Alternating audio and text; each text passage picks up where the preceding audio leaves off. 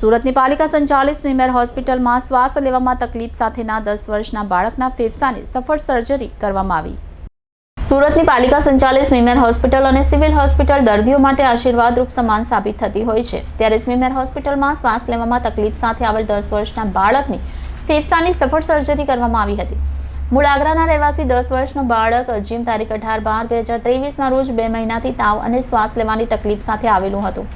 દર્દીની ડાબી બાજુની છાતીમાં પરુ ભરાવાના લીધે ફેફસા સંકોચાઈ ગયા હતા અને ફેફસામાં ફૂલવાની ક્ષમતા સાવ નગણ્ય થઈ ગઈ હતી। બાળકના માતા પિતાએ આગળ અલગ અલગ હોસ્પિટલમાં ટ્રીટમેન્ટ લીધા બાદ સ્મીમેર હોસ્પિટલમાં આવ્યા હતા।